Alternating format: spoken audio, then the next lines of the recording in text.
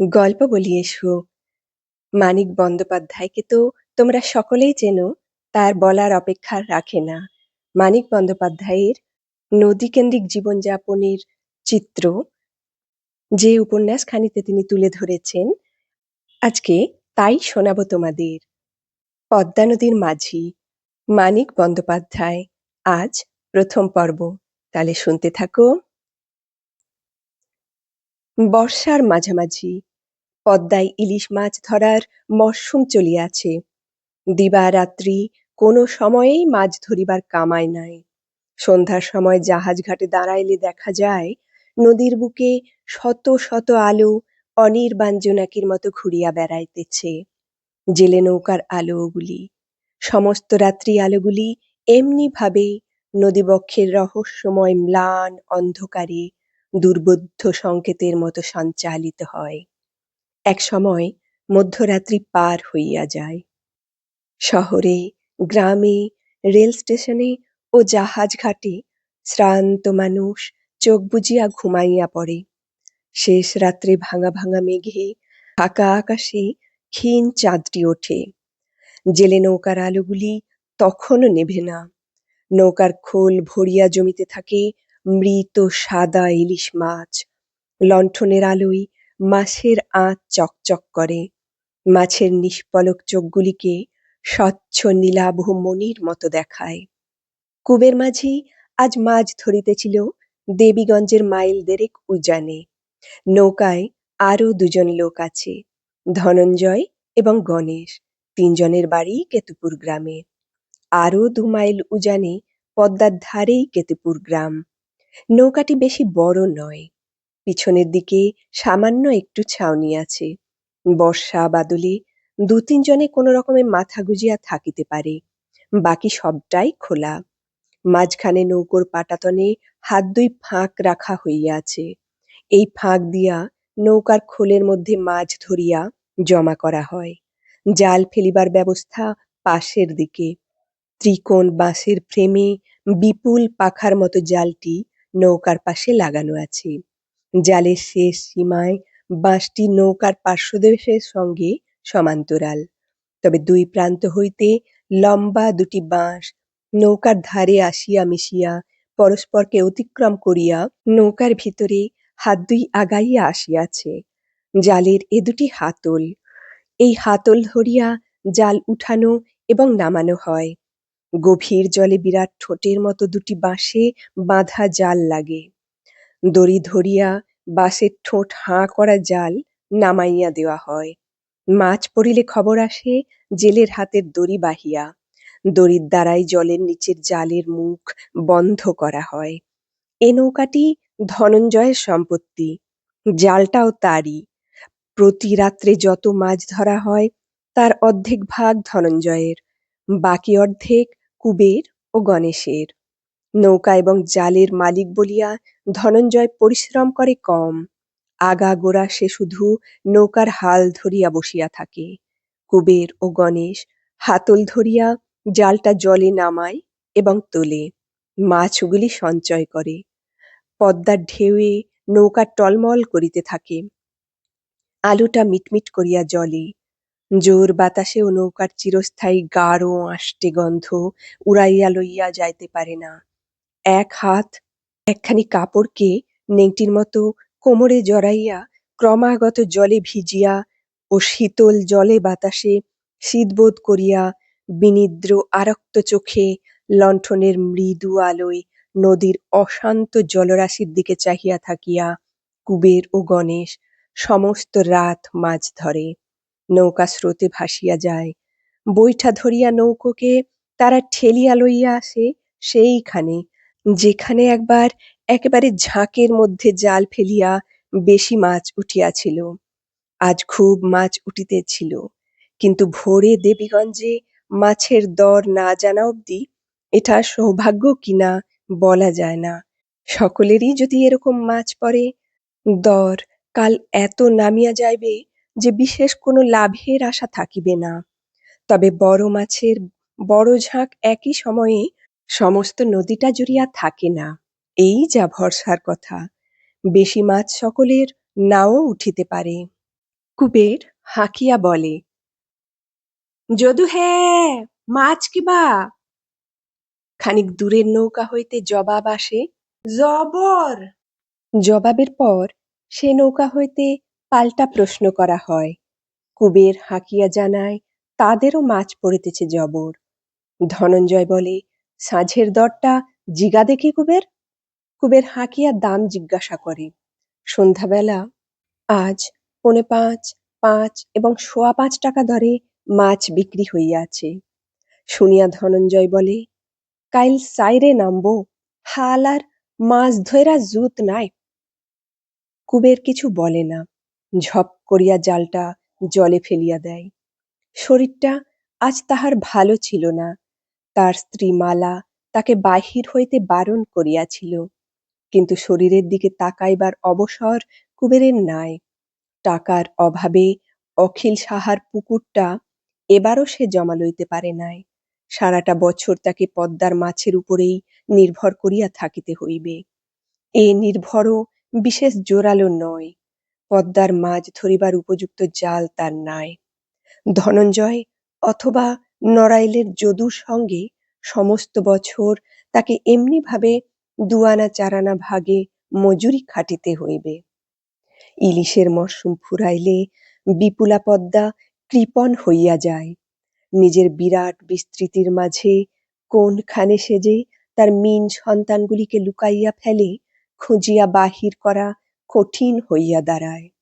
নদীর মালিককে খাজনা দিয়া 1000 টাকা দামের জাল যারা পাতিতে পারে, তাদের স্থান ছাড়িয়া দিয়া এত বড় পদ্মার বুকে জীবিকা অর্জন করা তার মতো গরিব জেলের পক্ষে দুঃসাধ্য ব্যাপার। ধনঞ্জয় ও যদুর জোড়াতালি দেওয়া ব্যবস্থায় যা মাছ পড়ে, তার 2-3 আনা ভাগে কারো সংসার চলে না।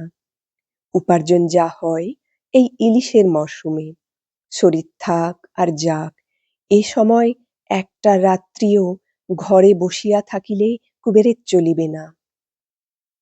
মাঝরাত্রে একবার তারা খানিকক্ষণ বিশ্রাম করিয়াছে। রাত্রি শেষ হইয়া আসিলে কুবের বলিল, একটু জিরাই গো আজান খুড়া। জিরানির লাইগা মরস কেন ক দেহি? বাড়িত গিয়া সারাটা দিন জিরাইস, আর 2 খেপ দিয়াল। কুবের বলিল, উহু, তামুক বিনা গায়ে সার লাগে না। দেহখান যান গো আজান খুড়া, আইজ বিশেষ ভালো নাই। জাল উঁচু করিয়া রাখিয়া কুবের ও গণেশ ছইয়ের সামনে বসিল। ছইয়ের গায়ে আটকানো ছোট হুঁকাটি নামাইয়া টিনের কৌটা হইতে কড়া দা কাটা তামাক বাহির করিয়া 1.5 বছর ধরিয়া ব্যবহৃত পুরাতন কলকিটিতে তামাক সাজিল কুবের। নারিকেল ছোবড়া গোল করিয়া পাকাইয়া ছাউনির আড়ালে একটি মাত্র দেশলাইয়ের কাঠি খরচ করিয়া সেটি ধরাইয়া ফেলিল। 12 বছর বয়স হইতে অভ্যাস করিয়া হাত একেবারে পাকিয়া গিয়াছে। নৌকা স্রোতে ভাসিয়া চলিয়াছিল। এক হাতে তীরের দিকে কোনাকুনি হাল ধরিয়া ধনঞ্জয় হাতটি বাড়াইয়া দিয়া বলিল, দে কুবের, আমারে দে ধরাই। কলিকাটি তাহার হাতে দিয়া কুবের রাগ করিয়া বসিয়া রহিল। কুবেরের পাশে বসিয়া গণেশ বাড়াবাড়ি রকমের কাঁপিতেছিল। এ যেন সত্য সত্যই শীতকাল। হঠাৎ সে বলিল, ইহ, আজ কি জার কুবির? কথাটা কেহ কানে তুলিল না। কাহারও সাড়া না পাইয়া কুবেরের হাঁটুতে একটা খোঁচা দিয়া গণেশ আবার বলিল, জানস কুবের, আইজগার জারে কাঁপা মরলাম। এদের মধ্যে গণেশ একটু বোকা। মনের ক্রিয়াগুলি তার অত্যন্ত শ্লথ গতিতে সম্পন্ন হয়। সে কোনো কথা বলিলে লোকে যে তাহাকে অবহেলা করিয়াই কথাটা কানে তোলে না, এইটুকুও সে বুঝিতে পারে না। একটা কিছু জবাব না পাওয়া পর্যন্ত বারবার নিজের কথার পুনরাবৃত্তি করে। ধমকের মতো করিয়া যদি কেউ তার কথার জবাব দেয়, তাতেও সে রাগ করে না। দুঃখও তাহার হয় কিনা সন্দেহ। কুবেরের সে অত্যন্ত অনুগত। জীবনের ছোট বড় সকল ব্যাপারে সে কুবেরের পরামর্শ লইয়া চলে। বিপদে আপদে ছুটিয়া আসে তাহারই কাছে। এক পক্ষের এই আনুগত্যের জন্য তাহাদের মধ্যে যে বন্ধুত্বটি স্থাপিত হইয়াছে তাহাকে ঘনিষ্ঠই বলিতে হয়। দাবি আছে, প্রত্যাশা আছে, সুখ দুঃখের ভাগাভাগি আছে, কলহ এবং পুনর্মিলনও আছে। কিন্তু গণেশ অত্যন্ত নিরীহ প্রকৃতির বলিয়া ঝগড়া তাহাদের হয় খুব কম। পুড়িয়া শেষ হওয়া অবধি তাহারা পালা করিয়া তামাক টানিল। নৌকা এখন অনেক দূর আগাইয়া আসিয়াছে। কলিকার ছাই জলে ঝাড়িয়া ফেলিয়া হুঁকাটি ছইয়ে টাঙাইয়া দিয়া জাল নামাইয়া কুবের ও গণেশ বৈঠা ধরিল। গণেশ হঠাৎ মিনতি করিয়া বলিল, একখান গীত ক দেখি কবির। হ, গীত না তোর মাথা। কুবেরের ধমক খাইয়া গণেশ খানিকক্ষণ চুপ করিয়া রহিল। তারপর নিজেই ধরিয়া দিল গান। সে গাহিতে পারে না, কিন্তু তাহাতে কিছু আসিয়া যায় না। ধনঞ্জয় ও কুবের মন দিয়া গানের কথাগুলি শুনে। যে যাহারে ভালোবাসে সে তাহারে পায় না কেন, গানে এই গভীর সমস্যার কথা আছে। বড় সহজ গান নয়। পূব দিকে লাল হইয়া উঠা পর্যন্ত তাহারা জাল ফেলিয়া বেড়াইল। তারপর রওনা হইল জাহাজ ঘাটের দিকে। সেখানে পৌঁছিতে পৌঁছিতে চারিদিক আলো হইয়া উঠিল। নদীর তীরে, নদীর জলে এখন জীবনের সাড়া পড়িয়া গিয়াছে।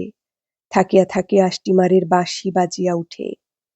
সশব্দে নোঙর তুলিয়া কোন স্টিমার ছাড়িয়া যায়, কোন স্টিমার ভিড়ে গিয়া জেটিতে। কলিকাতা হইতে মেল ট্রেনটি আসিয়া পড়িয়াছে। ঘাটের ও স্টেশনের দোকানপাট সমস্ত খোলা হইয়াছে। অনেকে নদীর জলে স্নান করিতে নামিয়াছে। মোটবাহী ও যাত্রীবাহী অসংখ্য ছোট বড় নৌকা ঘাটে ভিড় করিয়া আসিয়াছে। ঘাটের দুদিকে বহুদূর অবধি তীর ঘেঁষিয়া কাদায় পোতা লগির সঙ্গে বাঁধা আরো কত যে নৌকা তার সংখ্যা নাই। নদীতে শুধু জলের স্রোত, জলে স্থলে মানুষের অবিরাম জীবন প্রবাহ। মেছো নৌকার ঘাটটি এক পাশে।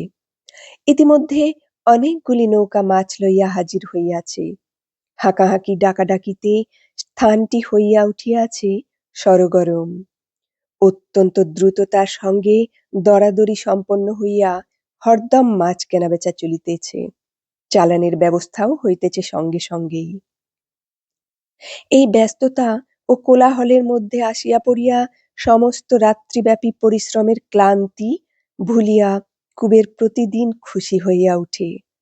আজ সে একেবারে ঝিমাইয়া পড়িয়াছিল। শেষ রাত্রির দিকে শীত করিয়া বোধ হয় তাহার জ্বরই আসিয়াছে। চোখ দুটো যে তাহার ভয়ানক লাল হইয়া উঠিয়াছে, গণেশ তাহা দেখিতে পাইয়া বলিয়াছে ৪-৫ বারের বেশি। নেংটি ছাড়িয়া ৩ হাতি ছোট ময়লা কাপড়খানি পরিয়া কুবের তীরে উঠিল। কাদার মধ্যেই একটা লোহার চেয়ার ও কাঠের টেবিল পাতিয়া চালানবাবু কেদারনাথ মাছ গোনা দেখিয়া খাতায় লিখিয়া যাইতেছে।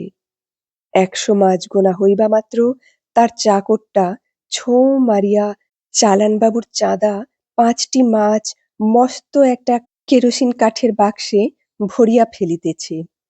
পাশেই কাঠের প্যাকিং কেসে ১ সারি মাছ ও ১ পরল করিয়া বরফ বিছাইয়া চালানের ব্যবস্থা হইতেছে।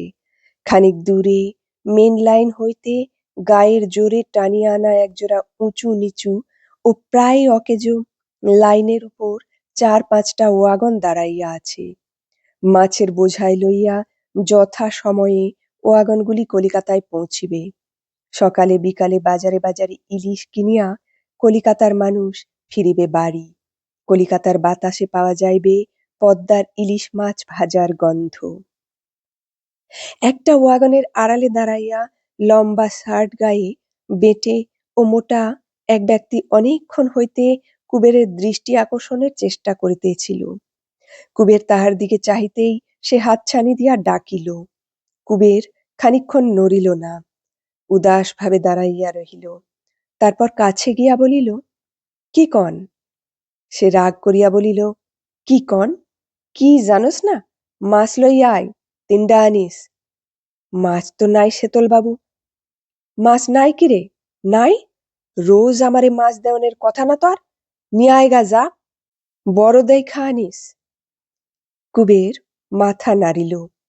আইজ পারুম না সেতলবাবু। আজান খুড়া সিদা মোর দিকে চাইয়া রইছে, দেখো না। বাজারে কেন গা আইজ? কিন্তু কুবের চুরি করিয়া যে দামে মাছ দেয়, বাজারে কিনিতে গেলে তার ৩ গুণ দাম পড়িবে। শীতল তাই হঠাৎ আশা ছাড়িতে পারিল না। সে মিনতি করিয়া বলিল, ৩টা মাছ আইজ তুই দে কুবের, অমন করস কেন? পয়সা নয় কয়ডা বেশিই লইস, আয়। তালি খানিক খাড়াও সেতলবাবু। কুবের ফিরিয়া গিয়া কাপড়টা ভালো করিয়া গায়ে জড়াইয়া নৌকায় বসিল। চারিদিকে চেনা লোক কম নয়। চুপি চুপি মাছ লইয়া তাহাকে তীরে উঠিতে দেখিলে নিশ্চয় সন্দেহ করিবে। লজ্জার তাহার সীমা থাকিবে না। তবে একটা ভরসার কথা এই যে, সকলেই নিরতিশয় ব্যস্ত। নিজের নৌকো হইতে কে কোথায় ২টা মাছ চুরি করিতেছে তাকাইয়া দেখিবার অবসর কাহারও নাই। চারিদিকে নজর রাখিয়া ৩টা মাছ কুবের একসময় গায়ের কাপড়ের তলে লুকাইয়া ফেলিল। তীরে উঠিয়া শীতলের হাতে দিতেই মাছ কটা সে চটের থলির মধ্যে পুরিয়া ফেলিল। পয়সা কাইল দিমু কুবের, বলিয়া সে চলিয়া যায়। কুবেরও সঙ্গে সঙ্গে পা বাড়াইয়া বলিল, রন সেতলবাবু, অমন তড়া করিয়া যাইয়েন না, দামটা দেন দেহি। কাইল দিমু কইলাম যে। অয় অহন দেন, খামু না? পোলাগো খাওয়ামু না? পয়সা নাই তো দিমু কি? কাইল দিমু, নির্যস দিমু।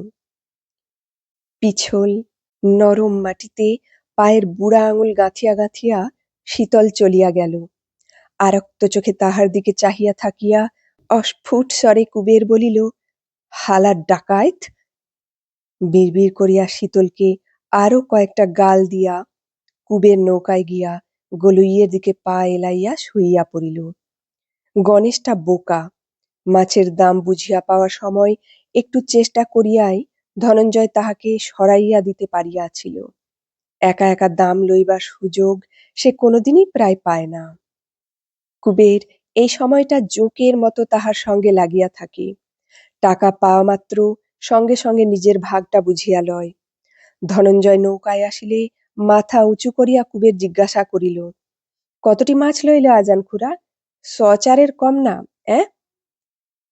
ধনঞ্জয় মুখে একটা অবজ্ঞাসূচক শব্দ করিয়া বলিল, হ, ৪০০ না ১০০০, ২৭৫ খান মাছ, ৭টা ফাওনিয়া ২৫০র দাম দিচে।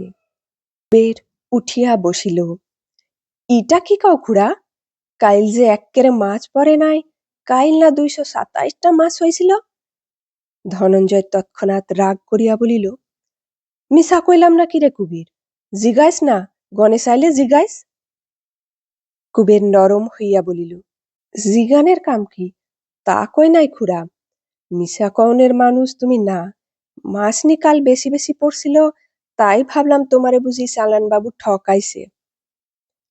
ঘুমে ও শ্রান্তিতে কুবেরের চোখ দুটি বুজিয়া আসিতে চায়, আর সেই নিমিলন পিপাসু চোখে রাগে দুঃখে আসিতে চায় জল। গরিবের মধ্যে সে গরিব, ছোটলোকের মধ্যে আরো বেশি ছোটলোক, এমন ভাবে তাহাকে বঞ্চিত করিবার অধিকারটা সকলে তাই প্রথার মতো সামাজিক ও ধর্ম সম্পর্কটাই 10টা নিয়মের মতো অসংকোচে গ্রহণ করিয়াছে। সে প্রতিবাদ করিতেও পারিবে না। মনে মনে সকলেই যাহা জানে, মুখ ফুটিয়া তাহা ভুলিবার অধিকার তাহার নাই। গণেশকে ধনঞ্জয় চিরা কিনিতে পাঠাইয়াছিল। সে ফিরিয়া আসিলে নৌকা খুলিয়া দেওয়া হইল। এখন বইটা না ধরিলেও চলে। উজান স্রোতের টানে নৌকা আপনিই গ্রামের দিকে ভাসিয়া চলিবে। গণেশ ও ধনঞ্জয় গুড় মুখে দিয়া শুকনো চিরা চিবাইতে লাগিল। কুবের কিছু খাইল না, কেবল কয়েক আজলা নদীর জল পান করিল। নদীর বুক জুড়িয়া এখন ভাঙা ঢেউগুলির মাথায় অসংখ্য সূর্য জ্বলিয়া উঠিতেছে। কাচকিলা, মাছরাঙা প্রভৃতি পাখিগুলি ক্রমাগত জলে ঝাঁপাইয়া মাছ ধরিতেছে। অনেক দূরে অস্পষ্ট সংকেতের মতো একটি স্টিমারের ধোঁয়া চোখে পড়ে। আকাশ উজ্জ্বল ও নির্মল, মেঘের চিহ্নও নাই। সহসা গণেশ মমতা বোধ করিয়া বলে, না এলে পারতি কবিরাজ। কুবের কোনো জবাব দেয় না, নিঃশব্দে থাকে। গণেশ বলে, মাথাটা টিপা দিমু নাকি? কুবের বলে, অহ। গণেশ খানিকক্ষণ ভাবিয়া বলে, হাল ধইরা যদি বইবার পারস কুবির, খুড়া আর আমি বইঠা বাই, তাড়াতাড়ি পৌঁছান যায়। আজ এখানেই শেষ করলাম পদ্মা নদীর মাঝি উপন্যাসের প্রথম পর্বের পাঠ। কেমন লাগলো শুনতে কমেন্টে জানাও। আর যারা নতুন এসেছো তারা প্লিজ আমার চ্যানেলটিকে সাবস্ক্রাইব করে নিয়ে পাশে থাকো, শুনতে থাকো পদ্মা নদীর মাঝি উপন্যাসের ধারাবাহিক পাঠ, একটার পর একটা পর্ব। ভালো থেকো সবাই। আজ আসি, আবার হাজির হব আরো একটি পর্ব নিয়ে।